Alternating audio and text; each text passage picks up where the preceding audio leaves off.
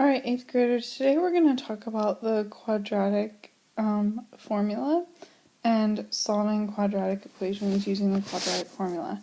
When we say solving, again, we're talking about what does x equal, what are the zeros, what are the solutions. So we're always coming back to this, what does x equal? We can always factor using the box method. We could graph them. When we graph them, we're looking at where does the quadratic cross the x-axis. Those are our two solutions, or one solution or no solutions. So this beginning part right here is deriving the quadratic formula. You do not need to memorize this or know this. It just shows you how we go from the quadratic equation to the quadratic formula. They are related. They are, one uses the other. So we start with the quadratic equation and we're going to basically just switch it around until it becomes a quadratic formula so that we can then just fill in a, b, and c to the quadratic formula and it just gives us our zeros. So ax squared plus bx plus c, we start with that. In step 2, we multiplied everything by 4.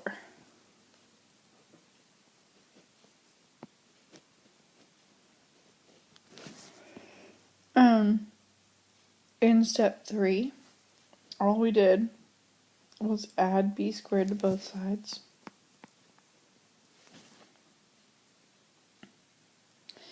In step 4, we subtracted 4ac from this side and this side because it went away.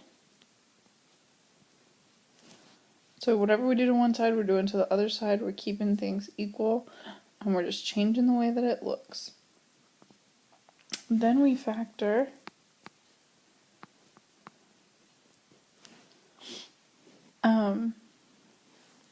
So we factored all of this into 2ax plus b, all of that squared. Then we square root to get rid of that squared, so we square root on both sides. And then we subtract this b on both sides. And then we divide by that 2a.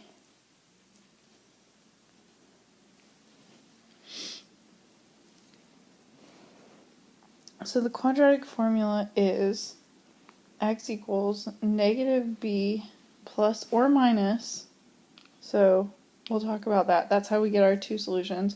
Plus or minus the square root of negative b squared minus 4ac all over 2a. One thing I do want to point out is that b squared minus 4ac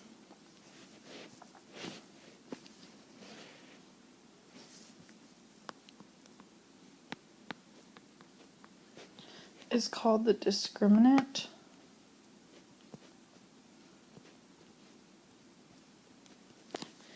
And the discriminant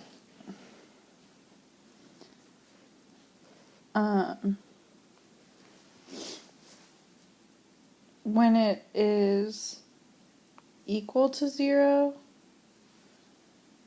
that means there's one rational solution. If it's greater than 0, there are two rational solutions. If it's less than 0, that means no solution. So that b squared minus 4ac is going to tell you a lot about your answer. So here's one solution, it's crossing on the graph. Here's your two solutions. So in this case, x equals negative 1 and 3. In this case, x equals 0.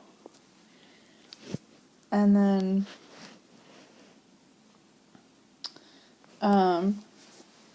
two irrational solutions. This is just decimal answers, like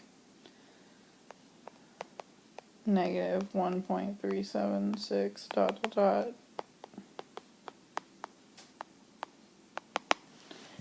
And then no solutions, it never crosses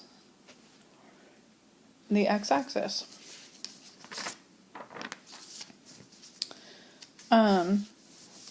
So moving on,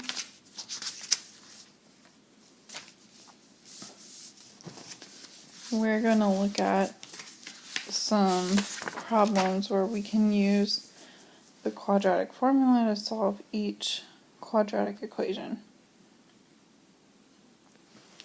So we have to start with our quadratic formula.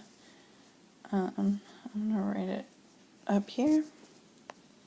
Negative b plus or minus the square root b squared minus 4ac all over 2a. So here's my a, my b, and my c. So negative b would be negative 2 plus or minus the square root of b squared, so 2 squared is 4, minus 4 times a is 1, c is negative 3, all over 2 times 1 is 2. So when I'm doing these, I kind of simplify it as much as I can. Negative 2 plus or minus 4 minus.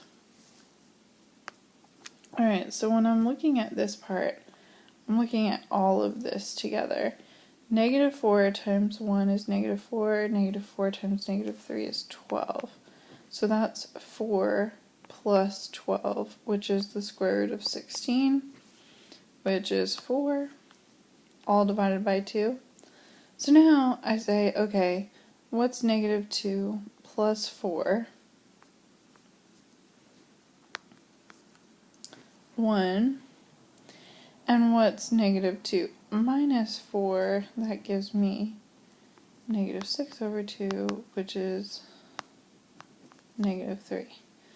So the quadratic formula on this first one tells me x is 1, negative 3. And if I look, I kind of want to see if that makes sense. If I were to have factored it, is this one easily factorable? What multiplies to make negative 3 and adds to make 2? Well, that would be x plus 3, x minus 1.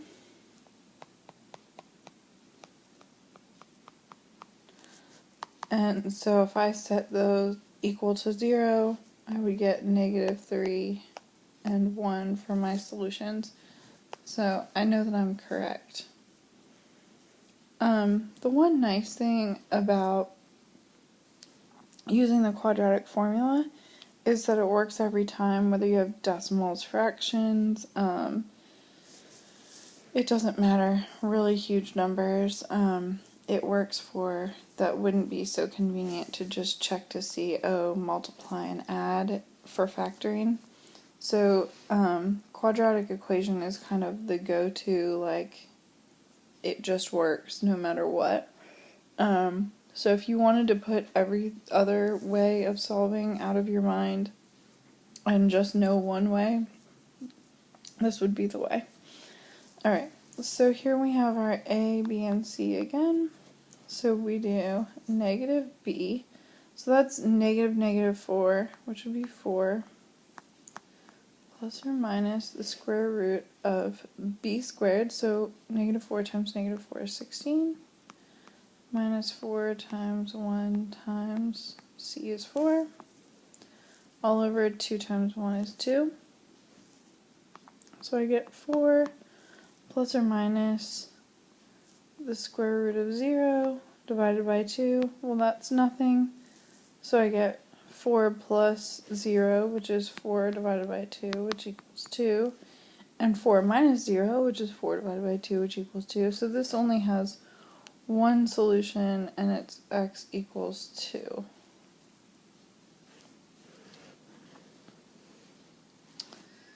And then for C, we have negative b plus or minus the square root of b squared, 16 minus 4 times a times c, all over 2a. So we get negative 4 plus or minus 16 minus 20 is negative 4. I can't have the square root of a negative, so there's no solution. It's not factorable, it never crosses the y-axis on the graph. Let's take a look at D. I need this to equal 0 to be able to use the quadratic formula. So negative b would be negative 12 minus b squared would be 144 minus 4 times 9 all over 8 in this case because it's 2a. So I get 12 plus or minus the square root of 144 minus 144, which is 0. So I get 12 plus 0 divided by 8, and 12 minus 0 divided by 8, which is the same thing, which is 12 over 8. So x equals 4/3, or 1 1/3. You can write it however you'd like. On E, we need to subtract 2x squared. So that's your A, B, C. So negative b plus or minus the square root of b squared minus 4 times a times c all over 2a, so 2 times negative 2 is negative 4. So this gives us 16 minus 24, which gives me a negative in my square root. If I have a negative in my square root, I have no solution.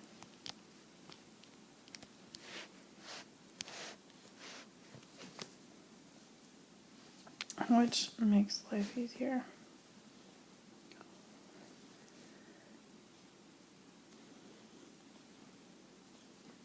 Alright, on F and G, you can, well,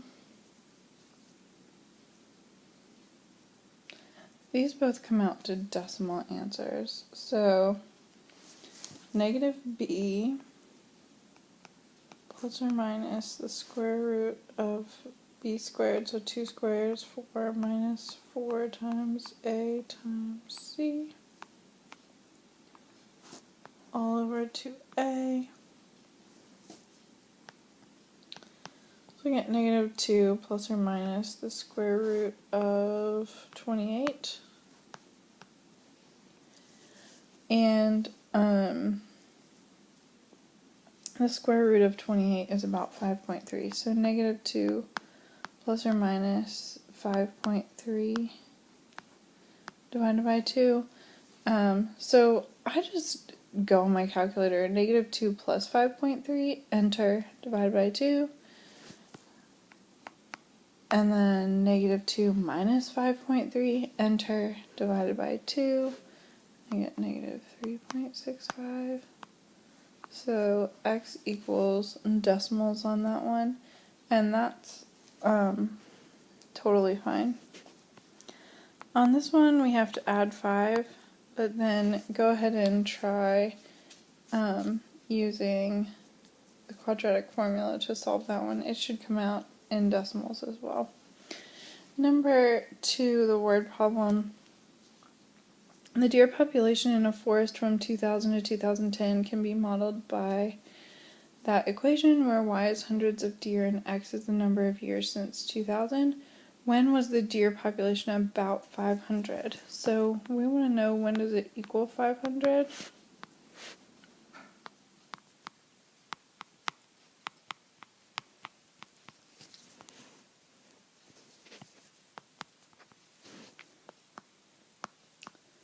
So I would subtract 500.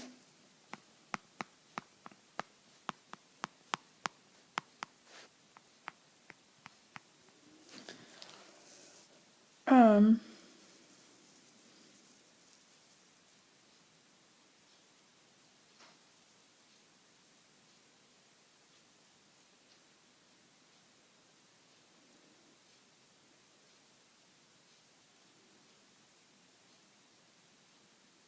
y is hundreds of deer, so this is just 5.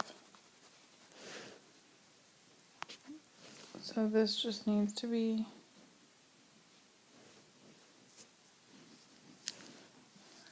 -2.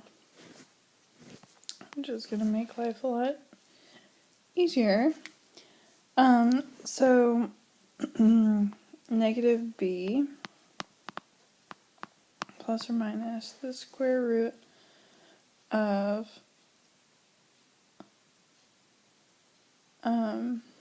b squared would be 1.21 minus 4 times a times c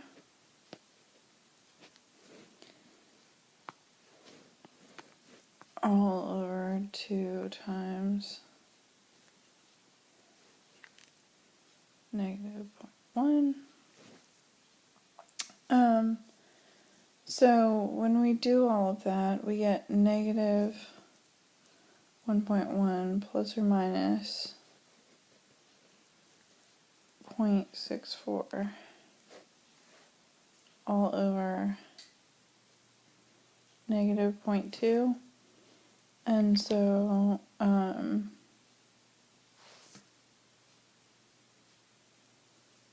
when we do that, we get 2.3 and 8.7.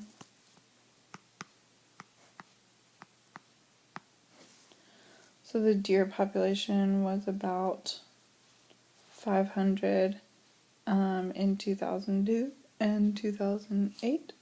Do you think this model can be used for future years? Explain your reasoning. We only want to use a model that works if it has a trend, and parabolas do not have a trend line. They are not, no trend. Things that are linear we can use to predict, but not so much in this case. So I think the only question that you are left to do for homework is G. We will go over that tomorrow. Have a great night.